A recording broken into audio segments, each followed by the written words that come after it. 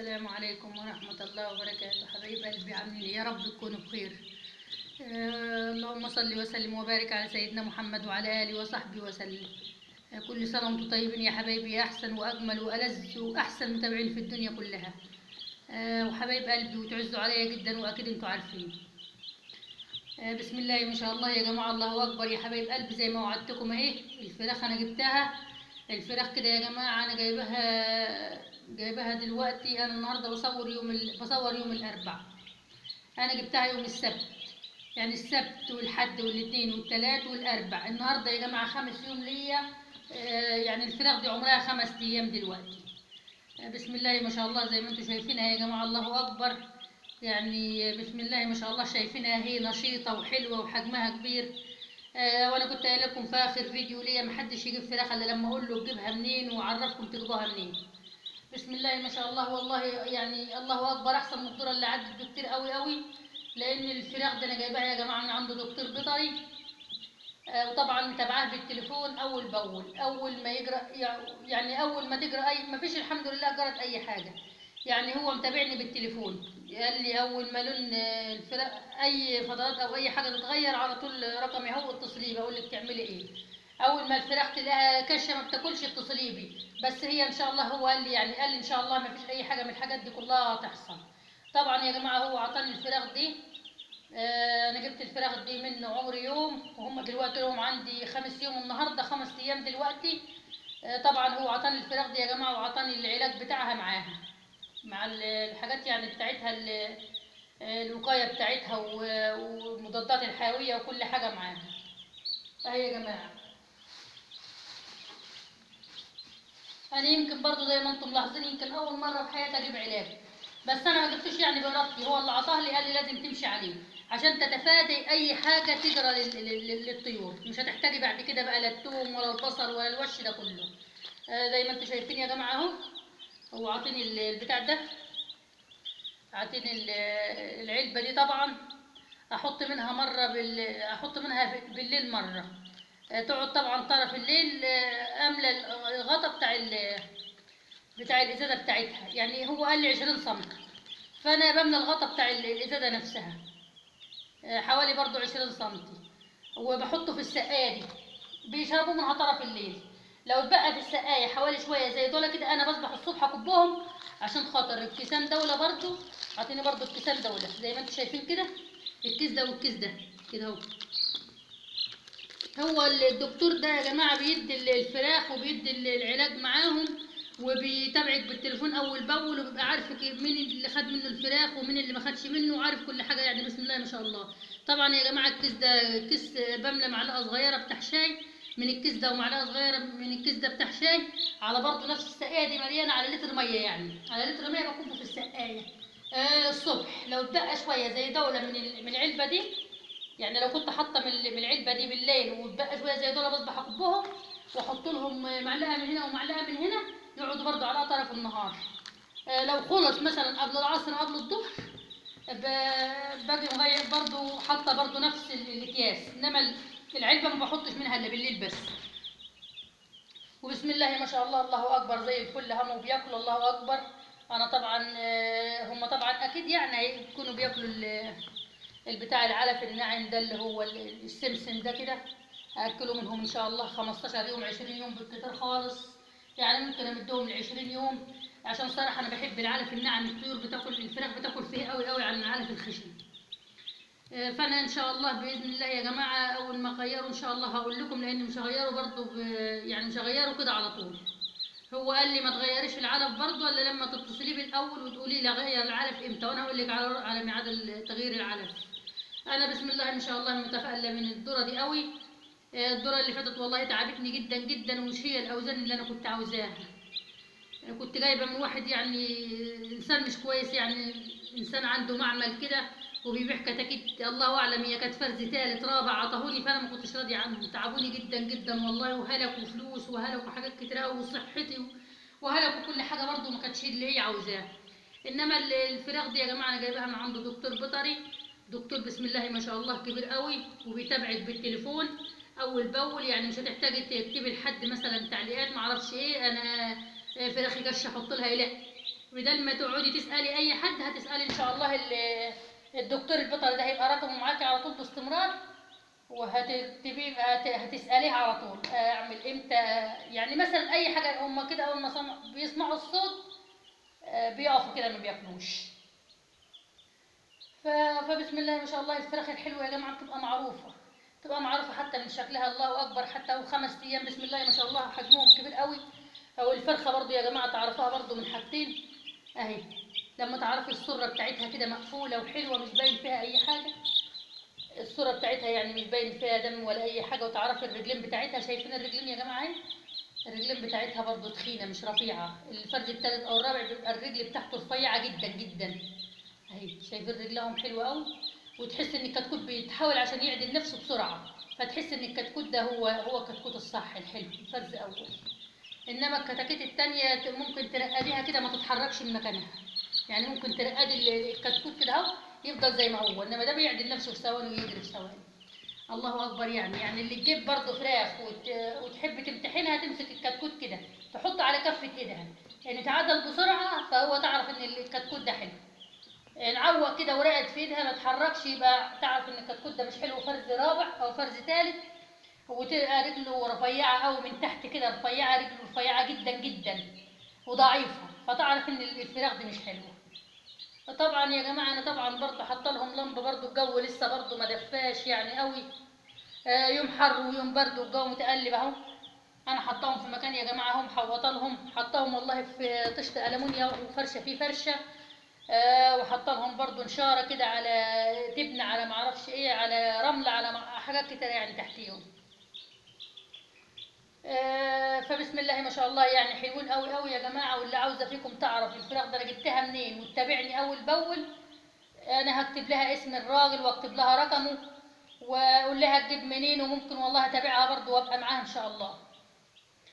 بس فبسم الله ما شاء الله يعني هو برضو قال لي هو عنده مزرعه برضو، هو الراجل ده عنده مزرعه برضو بتاع فراخ بيضه بس، انما الرومي والحاجات التانية دي بيجيبها من مزارع تانية بالطلب، يعني حد طلب منه رومي واي حاجه تانية بيجيبها له بالطلب، فهو متخصص بس في الفراخ البيضه. كفايه يا جماعه ان هو متابع مع الواحده اللي بتاخد الفراخ، يعني مش بيدي لها الفراخ ويقول لها انا ماليش دعوه بيكي، لا هو متابع معاها.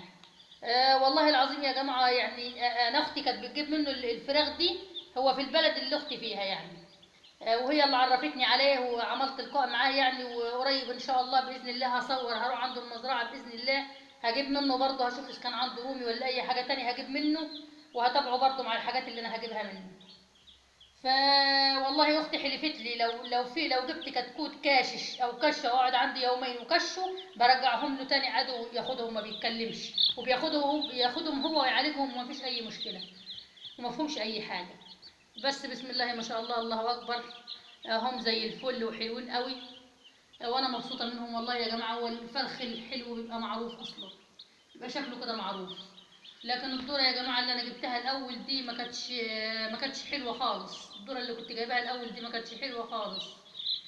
صراحه والله من يوم ما جبتهم وهم تعبيني قوي وكانوا كاشين وما بياكلوش، ويمكن انتم ملاحظين برضو انهم ذبحتهم على حوالي 35 يوم، ما كانتش اوزانهم برضو حلوه، ما كنتش راضيه عنهم. فربنا يسهل يا جماعه بقى، والذره دي معاكم ان شاء الله. حشي الكريم، والذره دي معاكم ان شاء الله يا جماعه اول باول اهو، وهصورها معاكم اول باول باذن الله، وهوريكم الاوزان وهتابعكم على طول. واللي عايزه يا جماعه رقم الدكتور ده انا تحت امرها، هكتب لها رقم الدكتور وتتواصل معاه وتجيب منه الفراخ اللي هي عاوزاها. هو يا جماعه انا جبت برضه سعر الكتكوت برضه هو مش رخيص برضه، انا جايبه سعر الكتكوت الواحد ب 11 جنيه، يعني جايبه الواحد ب 11 جنيه، ودوله 25 كتكوت، والله انا ما لقيت الا هم، انا لو لقيت 40 30 ما كنت جبت، بس انا ما لقيتش عند الله هم ال 25 دوله جبتهم.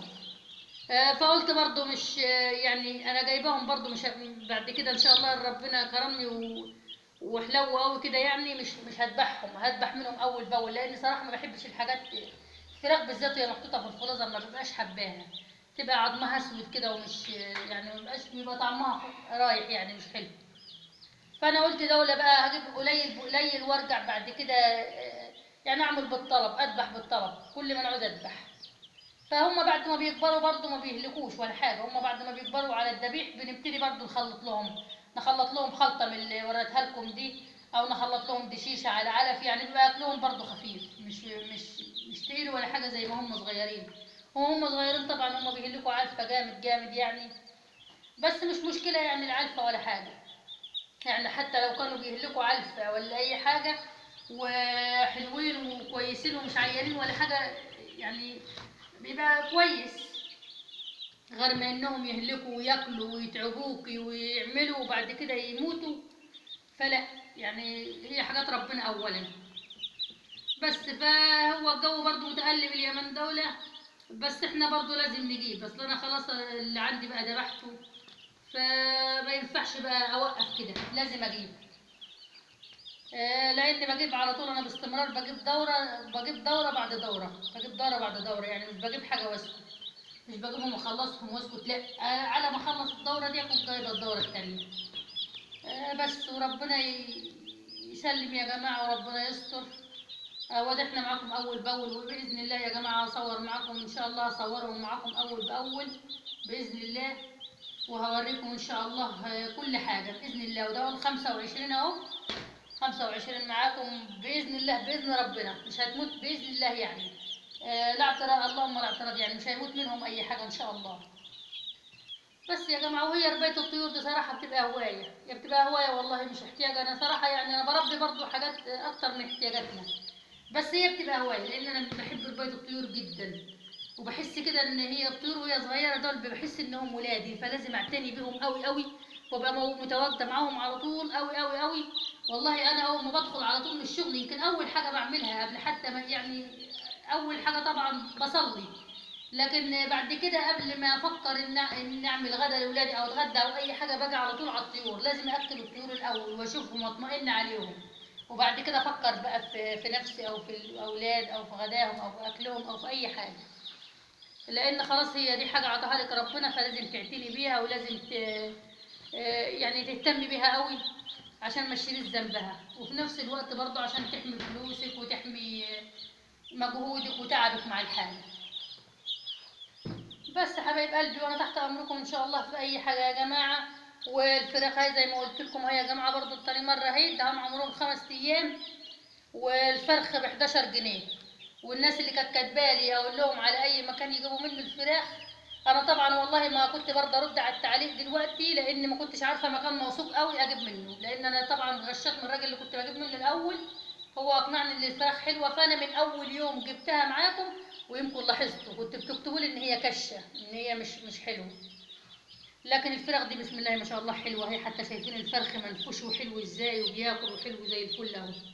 وبرضه يعني مش عامله اللمبه قوي عليهم برضه، مش مقربه اللمبه عليهم، معليها برضه شويه عشان برضه الجو يعني لا هو برد قوي ولا هو حر قوي، وفي نفس الوقت برضه مش هحوش اللمبه من عليهم دلوقتي الا لما الجو يحرر قوي. بس وانا معاكم متابعاكم يا جماعه على طول، واللي عايزه اي حاجه انا تحت امرها. وان شاء الله يا حبايب قلبي اي جديد او اي حاجه استفيد منها زي ما وعدتكم باذن الله هتكونوا انتوا يعني اول المستفيدين منها. فانا جبت الفراخ برضو وهجربها معاكم وهتابعكم واصور معاكم اول باول عشان تشوفوا اعمار الفراخ كده 5 ايام هنحسب، كده 5 ايام هنحسب بقى كل مثلا 15 يوم ولا حاجه اصور معاكم الفراخ وهتابع معاكم. بس وزي ما قلت لكم اللي عايزه رقم الدكتور ده انا تحت امرها. واول يعني اي واحده بتحب اي يعني طيور ولا اي حاجه تبقى عاوزاها يعني من الفيوم انا تحت امرها واتابع معاها واتواصل معاها واجيب لها عادي مفيش اي مشكله. انتوا عارفين ان انا بحب لكم الخير قوي يعني. بس يا حبايب قلبي هو ده اللي كنت عاوزه اصوره معاكم، ويا رب يكون الفيديو يا جماعه عجبكم و... واستفدتوا يعني. وانا تحت امركم يا جماعه، فيه ناس برضو من القاهره عاوزه تنزل الفيوم تشتري طيور، انا تحت امرها. وكده كل اللي محتاجه يا جماعه فراخ بيضه اهي، الفراخ دي والله من اجود انواع الفراخ ومن احسن انواع الفراخ، ومتابعه مع الدكتور اول باول، يعني عمر الدكتور ما هي يعني ما هيقول لنا اي حاجه وخلاص، متابعه معاه اول باول اهو. بس حبايب قلبي وانا مستنيه الكومنتات بتاعكم الجميله قوي قوي قوي، ومستنياكم يا جماعه يعني اللي عاوز حاجه ويستشيرني في اي حاجه انا تحت امره. وان شاء الله اشوفكم في فيديوهات تانية. وما تنسوش بقى اللايكات يا جماعة، اهم شيء اللايكات، وتدوسوا مشاركة للقناة. واللي مش عارف يا جماعة، يعني إيه اشتراك يا جماعة، فيه كلمة مكتوب فيها، لان ناس كتبت لي كتير مش عارفة تشترك ازاي.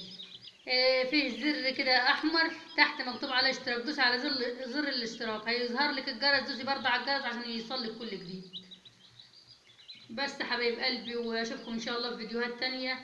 والسلام عليكم ورحمة الله وبركاته.